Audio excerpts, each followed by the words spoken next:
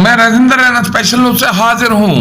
हरियाणा पंजाबी साहित्य अकादमी पंचकुला द्वारा SMS Khalsa Lubana girl college Barara में आयोजित कविता मुकाबला एवं पंजाबी सूफी गायन कार्यक्रम की रिपोर्ट लेकर इस कार्यक्रम का शुभारंभ प्रसिद्ध साहित्यकार एवं हरियाणा पंजाबी साहित्य अकादमी की पत्रिका शब्द बूंद के एडिटोरियल कमेटी के सदस्य डॉक्टर रतन सिंह ढिल्लों जी द्वारा किया गया, जबकि कॉलेज के प्रिंसिपल प्रवीण वर्मा की देखरेख में आयोजित इस कार्यक्रम में कविता प्रतियोगिता के अलावा गायक राजेंद्र शर्मा रैना की टीम द्वारा सूफी रंग बिखेरा गया।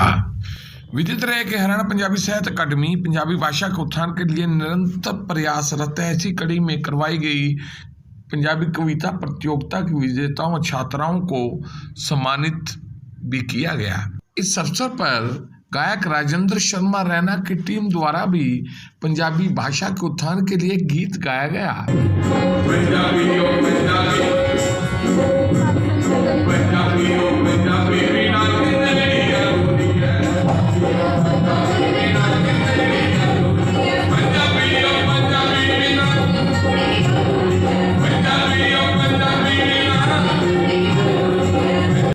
कॉलेज के प्रिंसिपल डॉक्टर प्रवीण वर्मा द्वारा मुख्य अतिथि डॉक्टर रतन सिंह ढिल्लों को शॉल देकर सम्मानित किया गया। इसी प्रकार वरिष्ठ पत्रकार SP भाटिया को भी सम्मानित किया गया। इस कार्यक्रम में कॉलेज के पंजाबी विभाग के डॉक्टर दलजीत कौर और उनकी टीम ने विशेष भूमिका अदा की। आज सुनते हैं आध्यात्मिक गायन यानी सूफी गायन के कुछ अंश।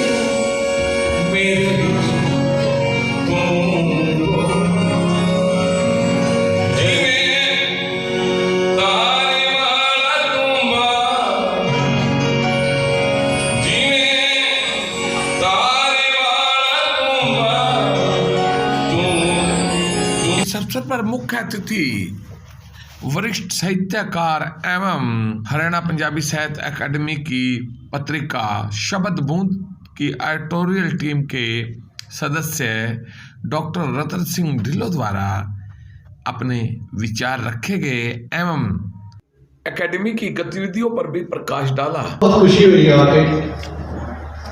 देखो गल आ कि असीं ना वड्डे वड्डे कलाकारां दे पिछे पै जांदे हैं। 10-10 लाख 15-15 लाख रुपया मंगते हैं। पंजाबी कहावत ना घर दा जोगी जोड़ा ते बाहर दा जोगी सिद्ध।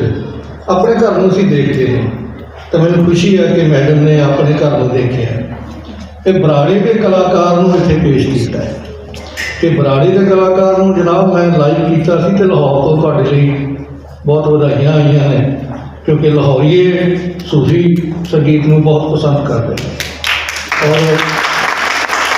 बहुत अफजल साहिर उत्थे दा एक शायर है, इंटरनेशनल शायर है अफजल साहिर। एक रेडियो के प्रोग्राम करता है, वह मैसेज आया है और मैनू इस गल की खुशी है कि भाई आप ही लिखते हैं तो आप ही गाते हैं। ਔਰ ਮੈਂ ਹੈਰਾਨ ਹੋ ਗਿਆ ਇਹਨਾਂ ਦੇ ਸਜਿੰਦਿਆਂ ਨੂੰ ਸੁਣ ਕੇ। ਪਰਫੈਕਟ ਜਦੋਂ ਅਸੀਂ ਪਰ ਮੈਡਮ ਦੇ ਪਾਰਖੂ ਨੇ, ਮੈਡਮ ਦੇ ਸੰਗੀਤ ਦੇ PhD ਸਾਰਾ ਕੁਛ ਹੈ, ਸਮਝਦੇ ਨੇ। ਯਾਨੀ ਸੁਰ ਤਾਲ ਇੰਨਾ ਉਹ ਆ ਰਿਹਾ ਪਿੱਛੋਂ, ਉਠਾਣ ਆ ਰਹੀ, ਜਿਹਨੂੰ ਉਠਾਣ ਆਪਾਂ ਕਹਿੰਦੇ ਹਾਂ ਨਾ, ਉਠਾਣ ਆ ਰਹੀ ਹੈ। ਅਤੇ ਜਦੋਂ ਉਠਾਣ ਆਏਗੀ ਅਤੇ ਕਲਾਕਾਰ ਆਪਣੇ ਆਪ ਹੀ ਫਿਰ, ਅਤੇ ਉਹ ਕੁੜੀ ਜਿਹੜੀ ਦੇ ਨਾਲ ਸਿੰਗਰ ਹੈ ਉਹਦੀ ਬਾਡੀ ਲੈਂਗੁਏਜ ਦੇਖਣ ਵਾਲੀ ਸੀ, ਮਤਲਬ ਖੁੱਬ ਕੇ ਗਾ ਰਹੀ ਹੈ, ਖੁੱਬ ਕੇ ਬਿਲਕੁਲ। ਔਰ ਸੂਫੀਆਂ ਦਾ ਅੰਦਾਜ਼ ਹੀ ਇਹੀ ਹੁੰਦਾ ਹੈ ਕਿ ਬੰਦਾ ਜਿਹੜਾ ਨਾ ਇੰਟਰੋਵਰਟ ਹੋ ਗਿਆ। ਜਿਵੇਂ ਮੈਡਮ ਗੱਲ ਕਰ ਰਹੇ ਸੀ ਸੂਫੀਆਂ ਦੀ ਕਿ ਵੀ ਇਹ ਜ਼ਾਹਿਰ ਤੋਂ ਬਾਤਨ ਵੱਲ ਜਾਣਾ ਹੈ, ਬਾਹਰ ਤੋਂ ਅੰਦਰ ਵੱਲ ਜਾਣਾ ਹੈ, ਆਪਣੇ ਆਪ ਤੱਕ ਸੀਮਿਤ ਹੋਣਾ ਹੈ। ਅਤੇ ਇਹ ਜਿਹੜੀ ਸੂਫੀ ਗਾਇਕੀ ਹੈ ਇਹ ਬੰਦੇ ਨੂੰ ਆਪਣੇ ਆਪ ਨਾਲ ਮਿਲਾਉਂਦੀ ਹੈ, ਇਹ ਅੰਤਰ ਮਨ ਦੇ ਨਾਲ ਇੱਕ ਸਾਂਝ ਬਣਾਉਂਦੀ ਹੈ। ਸੋ ਇਹ ਬੜੀ ਵਧੀਆ ਪ੍ਰੋਗਰਾਮ ਜਿਹੜਾ ਪੇਸ਼ ਹੋਇਆ ਹੈ। ਅਗਲੀ ਗੱਲ ਮੈਂ ਪੰਜਾਬੀ ਸਾਹਿਤ ਅਕੈਡਮੀ ਦੀ ਵੀ ਕਰੂੰਗਾ, ਕਿਉਂਕਿ ਕਰਨੀ ਤਾਂ ਉਹਨਾਂ ਨੇ ਸੀ। ਸਾਡੇ ਡਿਪਟੀ ਚੇਅਰਮੈਨ ਸਾਹਿਬ ਧਮੀਜਾ ਸਾਹਿਬ, ਉਹਨਾਂ ਦੀ ਡਿਊਟੀ ਲੱਗ ਗਈ CM ਸਾਹਿਬ ਵੱਲੋਂ ਪਾਣੀਪਤ ਦੀ, ਉਹਨਾਂ ਨੂੰ ਪਾਣੀਪਤ ਜਾਣਾ ਪੈ ਗਿਆ, ਇਸ ਕਰਕੇ ਉਹ ਨਹੀਂ ਆ ਸਕੇ। ਬੱਚਿਓ, ਹਰਿਆਣਾ ਪੰਜਾਬੀ ਸਾਹਿਤ ਅਕੈਡਮੀ ਪੰਜਾਬੀ ਵਾਸਤੇ ਬਹੁਤ ਕੰਮ ਕਰ ਰਹੀ ਹੈ, ਬੜੇ ਬੜੇ ਇਨਾਮ ਦੇ ਰਹੀ ਹੈ। 24 ਤਰੀਕ ਨੂੰ ਹੀ 28 ਪੰਜਾਬੀ ਦੇ ਸਾਹਿਤਕਾਰਾਂ ਨੂੰ ਇਨਾਮ ਮਿਲੇ ਨੇ। 2.5 ਲੱਖ, 1 ਲੱਖ ਤੋਂ ਥੱਲੇ ਕੋਈ ਨਹੀਂ। ਔਰ ਰੈਣਾ ਜੀ ਵੀ ਇਨਾਮ ਲੈ ਸਕਦੇ ਆ ਸਿੰਗਰ ਦੇ ਤੌਰ 'ਤੇ। 2 ਇਨਾਮ ਨੇ ਸਿੰਗਰਾਂ ਵਾਸਤੇ, ਉਹਦੇ ਸਿੰਗਰ ਵੀ ਨੇ, ਰਾਗੀ ਢਾਡੀ ਵੀ ਨੇ, ਲੋਕ ਗਾਇਕ ਵੀ ਨੇ। ਅਤੇ ਮੈਂ ਸਿਫਾਰਿਸ਼ ਕਰਕੇ ਐਤਕੀ ਐਕਟਰ ਐਕਟਰੈਸ ਵੀ ਸ਼ਾਮਲ ਕਰਾਤੇ। ਮੈਂ ਕਿਹਾ ਵੀ ਉਹਨਾਂ ਵਿਚਾਰਿਆਂ ਦਾ ਕੀ ਕਸੂਰ ਹੈ। ਥੀਏਟਰ ਵਾਲੇ ਜਿਹੜੇ ਬੰਦੇ ਆ, ਚਾਹੇ ਉਹ ਥੀਏਟਰ ਕਰਦੇ ਆ, ਚਾਹੇ ਉਹ ਸੀਰੀਅਲ ਕਰਦੇ ਆ, ਚਾਹੇ ਉਹ ਫਿਲਮਾਂ ਕਰਦੇ ਆ, ਉਹਨਾਂ ਨੂੰ ਵੀ ਮੌਕਾ ਮਿਲਣਾ ਚਾਹੀਦਾ। ਸੋ ਉਹ ਵੀ ਅਗਲੇ ਸਾਲ ਤੋਂ ਸ਼ਾਮਲ ਹੋ ਗਏ ਨੇ। ਔਰ 2 ਇਨਾਮ ਨੇ, ਇੱਕ 1 ਲੱਖ ਦਾ ਇਨਾਮ ਹੈ ਗਾਇਕਾਂ ਵਾਸਤੇ, ਇੱਕ 50,000 ਦਾ ਇਨਾਮ ਹੈ ਜੂਨੀਅਰ ਗਾਇਕਾਂ ਵਾਸਤੇ। ਜਿਹੜੀ ਬਹੁਤ ਵੱਡਾ ਕੰਮ ਕਰ ਰਹੀ ਹੈਗੀ ਹੈ।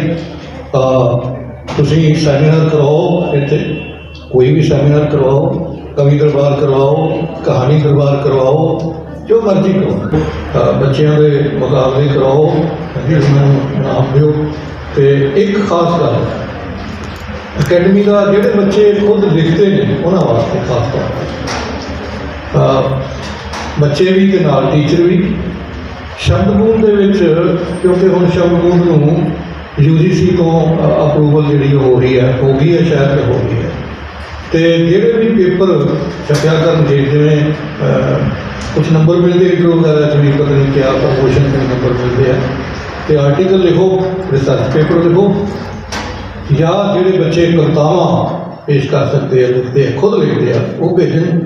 ਜਿਵੇਂ ਮੈਡਮ ਕਹਿ ਰਹੇ ਸੀ ਨਾ, ਮਾਂ ਬੋਲੀ ਦੀ ਗੱਲ ਕਰ ਰਹੇ ਸੀ, ਜਿਵੇਂ ਰੈਣਾ ਜੀ ਨੇ ਵੀ ਕੀਤੀ ਹੈ। ਤੋ ਮਾਂ ਬੋਲੀ ਉਹਦੀ ਆਪਣੀ ਮਾਂ ਬੋਲੀ ਹੈ, ਠੀਕ ਹੈ, ਵਧੀਆ, ਫਸਟ ਕਲਾਸ ਹੈ। ਤੋ ਆਪਣੀ ਬੋਲੀ ਦੇ ਵੀ ਮਾਣ ਹੋਣਾ ਚਾਹੀਦਾ। ਲੜਕੀਆਂ ਨੂੰ ਆਪਣਿਆਂ ਪੈਰਾਂ 'ਤੇ ਖੁਦ ਖੜੇ ਹੋਣਾ ਬਹੁਤ ਜ਼ਰੂਰੀ ਹੈ, ਔਰ ਉਹਦੇ ਲਈ ਐਜੂਕੇਸ਼ਨ ਬਹੁਤ ਜ਼ਰੂਰੀ ਹੈ, ਬੇਸ ਹੈ।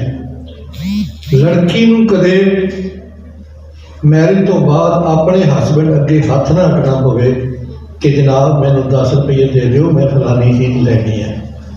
ਉਹਦਾ ਪਰਸ ਆਪਣਾ ਹੋਣਾ ਚਾਹੀਦਾ ਹੈ, ਉਹਦੇ ਵਿੱਚੋਂ ਖੁਦ ਉਹ ਖਰਚ ਆਪਣੀ ਮਰਜ਼ੀ ਨਾਲ ਕਰ ਸਕੇ। ਇਹ ਆਜ਼ਾਦੀ ਜਿਹੜੀ ਆਰਥਿਕ ਆਜ਼ਾਦੀ ਹੈ, ਆਰਥਿਕ ਆਜ਼ਾਦੀ ਨਾਲ ਹੀ ਸਮਾਜਿਕ ਆਜ਼ਾਦੀ ਆਏਗੀ। ਆਰਥਿਕ ਆਜ਼ਾਦੀ ਨਾਲ ਤੁਹਾਡੇ ਦੂਜੇ ਬੰਧਨ ਕੱਟੇ ਜਾਣਗੇ, ਔਰ ਉਹਦੇ ਲਈ ਐਜੂਕੇਸ਼ਨ ਜਿਹੜੀ ਹੈ ਬਹੁਤ ਜ਼ਰੂਰੀ ਹੈ। ਸੋ ਇਹ ਕਾਲਜ ਬੱਚੀਆਂ ਨੂੰ ਐਜੂਕੇਟ ਕਰ ਰਿਹਾ ਹੈ। ਇਹ ਬਹੁਤ ਵੱਡਾ ਇੱਕ ਪੁੰਨ ਦਾ ਕੰਮ ਜਿਹੜਾ ਹੈ ਉਹ ਕਰ ਰਿਹਾ ਹੈਗਾ। ਸੋ ਬਹੁਤ ਬਹੁਤ ਮਿਹਰਬਾਨੀ। ਕਵਿਤਾ ਮੈਨੂੰ ਜ਼ਬਾਨੀ ਮੈਡਮ ਦੇ ਯਾਦ ਨਹੀਂ ਰਹਿੰਦੀ। ਗੁੰਬਦ ਦੇ ਵਿੱਚ ਬੋਲਣ ਗੂੰਜਣ ਬੋਲ ਹਵਾਵਾਂ ਦੇ, ਇਹ ਮਾਨਸਿਕਤਾ। ਗੁੰਬਦ ਦੇ ਵਿੱਚ ਗੂੰਜਣ ਬੋਲ ਹਵਾਵਾਂ ਦੇ, ਵਾਵਾਂ ਪਿੱਛੇ ਗੁੰਮੇ ਪੁੱਤਰ ਮਾਵਾਂ ਦੇ। ਵਾਵਾਂ ਪਿੱਛੇ ਗੁੰਮੇ ਪੁੱਤਰ ਮਾਵਾਂ ਦੇ, ਚੰਚਲ ਵਾਵਾਂ ਓੜਕ ਫੜੀਆਂ ਨਾ ਗਈਆਂ। ਕੁਛ ਨਹੀਂ ਆਖੀਆਂ। ਚੰਚਲ ਵਾਵਾਂ ਓੜਕ ਫੜੀਆਂ ਨਾ ਗਈਆਂ, ਸ਼ਾਮ ਪਈ ਤਾਂ ਪਰਤੇ ਪਾਂਦੀ ਗਾਵਾਂ। ਇੱਕ ਦਿਲ ਕਰਦਾ ਨੰਗੀ ਝੀਲ 'ਚ ਡੁੱਬ ਜਾਈਏ। ਇੱਕ ਦਿਲ ਕਰਦਾ ਨੰਗੀ ਝੀਲ 'ਚ ਡੁੱਬ ਜਾਈਏ, ਇੱਕ ਦਿਲ ਡਰਦਾ ਤਰ ਕੇ ਉੱਤੇ ਆਵਾਂਗੇ। हाँ ਇੱਕ ਦਿਲ ਡਰਦਾ क्या हो गया ਨੰਗੀ ਧੀ ਦੀ ਦੁੱਖ ਜਾਈਏ, ਇੱਕ ਦਿਲ ਡਰਦਾ ਤਰ ਕੇ ਉੱਤੇ ਆਵਾਂਗੇ। हाँ ਚਿੱਠੀਆਂ ਲਿਖ ਲਿਖ ਆਪਣੇ ਕੋਲ ਹੀ ਰੱਖ ਲਈਆਂ, ਚਿੱਠੀਆਂ ਲਿਖ ਲਿਖ ਆਪਣੇ ਕੋਲ ਹੀ ਰੱਖ ਲਈਆਂ, ਲੱਭੇ ਨਾ ਸਿਰਨਾਵੇਂ ਸੋਹਣੀਆਂ ਥਾਵਾਂ। ਚਿੱਠੀਆਂ ਲਿਖ ਆਪਣੇ ਕੋਲ ਹੀ ਰੱਖ ਲਈਆਂ, ਲੱਭੇ ਨਾ ਸਿਰਨਾਵੇਂ ਸੋਹਣੀਆਂ ਥਾਵਾਂ ਦੇ, ਗੁੰਬਦ ਦੇ ਵਿੱਚ ਗੂੰਜਣ ਬੋਲ ਹਵਾਵਾਂ ਦੇ, ਵਾਹਾਂ ਪਿੱਛੇ ਘੁੰਮੇ ਉਤਰਨਾ। आप सुनते हैं क्या कहती हैं कॉलेज की प्रिंसिपल प्रवीण वर्मा। कहना चाहूँगी ये मौका मैं 2 साल पहले भी सोचा सी, लेकिन कोरोना का पीरियड थोड़ा लेट हो गया। लेकिन आज जो सर खुद आए हैं, देखे हैं और एक बीज की तरह काम करेगा और अगे वास्ते इन्होंने कहता है कि तुसी जो मर्जी ग्रांट कहोगे असी देंगे। और मेरी भी ये कोशिश है कि जान तो पहले मैं कुछ ना कुछ करके दिखावा। जो आज रैना जी ने सुनाया ये बख्शिश इन्ना नहीं है, लिखन की कला हर एक नहीं है, लिखन के नाल नाल इन्हां नूं गान की कला इन्हां च बहुत गुण है। मैं देखती होंगी सी, लेकिन जितना मौका मिले कभी कभी पहले भी दिता, लेकिन आज एक होर अच्छा मौका मिले सानू अकैडमी वालों नाल साथ दे के कि ये मौका असी इन्हां नूं दिता और ये इन्हां नूं असी मौका नहीं दिता, ये साडा अपग्रेडेशन हो गया कि अपने ये बच्चे, ये साडे कॉलेज के स्टूडेंट भी हैं तो असी इन्हां नूं बच्चे कहते हैं, ये कॉलेज के स्टूडेंट हैं और कॉलेज के लेक्चर लगे हैं। और आज साडे सामने आर्टिस्ट बन के किस तरीके ने प्रोग्राम इन्होंने मैं बहुत सुनती हाँ, लेकिन आज का प्रोग्राम सूफी दे विच जो रंग चरंग हुए थे बहुत अच्छा लगा। पंजाबी बिना जिंदड़ी अधूरी है, पंजाबी बिना जिंदड़ी अधूरी है, पंजाबी बिना जिंदड़ी अधूरी है, पंजाबी बिना जिंदड़ी अधूरी है, पंजाबी बिना जिंदड़ी अधूरी है। इस पंजाबी मां बोली पंजाबी से बड़े अतिक्रमण होए ने, बड़े आक्रमण होए ने। वो टाइम याद करो जब चारों तरफ मुगलों का राज सी, किते अरबी फारसी और उर्दू चल रहा सी, पर साडे गुरुआं ने फिर भी की कीता, जुल्मां दा पैरा होया, जुल्मां दा पैरा होया, नेरा भी गहरा होया, मेरा भी कहना होया, जुल्मां दा पैरा होया, नेरा भी गहरा होया, पर कुरान संभाल के रखिया, पर कुरान संभाल के रखिया, पंजाबी दा दीवा ऊंचा पाल के रखिया, पंजाबी दा दीवा ऊंचा पढ़ के रखे, पंजाबी दा दीवा ऊंचा पढ़ के रखे। ताही तां पंजाबियां दी, ताही तां पंजाबियां दी होई मशहूरी है, ताही तां पंजाबियां दी होई मशहूरी है, पंजाबी ओ पंजाबी बिना जिंदड़ी अधूरी है, पंजाबी ओ पंजाबी बिना जिंदड़ी अधूरी है, पंजाबी ओ पंजाबी बिना जिंदड़ी अधूरी है, पंजाबी ओ पंजाबी बिना जिंदड़ी अधूरी है।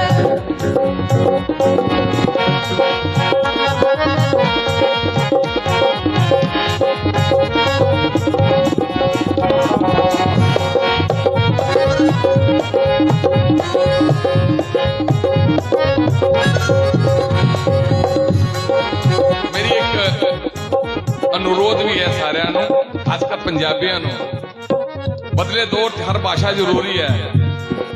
होर भाषावां ते चाहे तुसी डुलना, होर भाषावां ते चाहे तुसी डुलना, पर पंजाबी ओ पंजाबी नहीं भुलना, पर पंजाबी ओ पंजाबी नहीं भुलना, पर पंजाबी ओ पंजाबी नहीं भुलना। गुरुआं दे सुन दी गल है, गुरुआं दे हथी कुट्टी मिठड़ी है चूरी है, गुरुआं दे हथी कुट्टी मिठड़ी है चूरी अधूरी है पंजाबियों पंजाबी बिना पंजाबियों पंजाबी बिना जिंदड़ी अधूरी है पंजाबियों पंजाबी बिना जिंदड़ी अधूरी है पंजाबियों पंजाबी बिना जिंदड़ी अधूरी है।